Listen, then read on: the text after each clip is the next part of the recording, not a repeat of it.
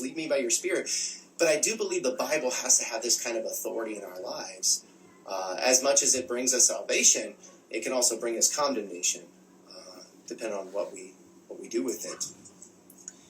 Without speaking bad about anybody, in my last sermon, I taught on 2 Corinthians 9, verse 7, and really went into the Greek definitions of the word reluctant or compulsion, and talking about giving. And, of course, reluctant can be translated in some English translation as regret, but the Greek is sorrow or grief, and so you're just kind of down that you parted with your money.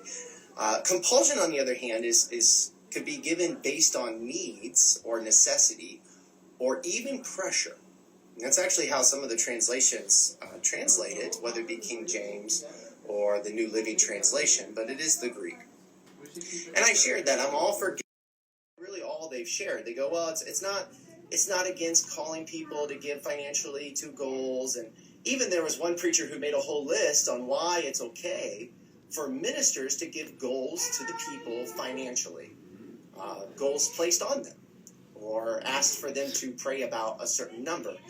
And in this list, the first reason why it was okay for leaders to give goals was Hebrews 13.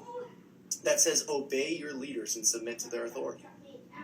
So you have the very first stance of, it's okay for us to ask people because you need to obey your leaders. But then later in the list it says, but you're free to make your own goal.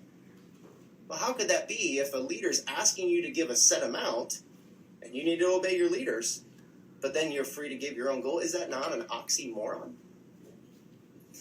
What's sad to me is that no or greedy person, such a person is an idolater, has any inheritance in the kingdom of Christ and of God. Let no one deceive you with empty words.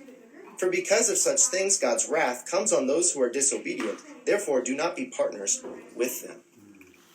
A lot of times I've heard this scripture or even preached this scripture when it had to deal with, a hint of impurity or immorality or these types of things.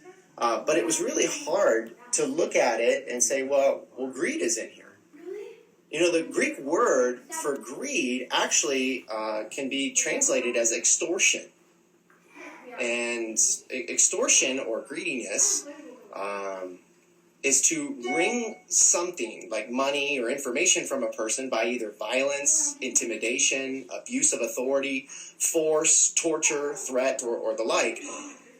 And when it says that there shouldn't be a hint of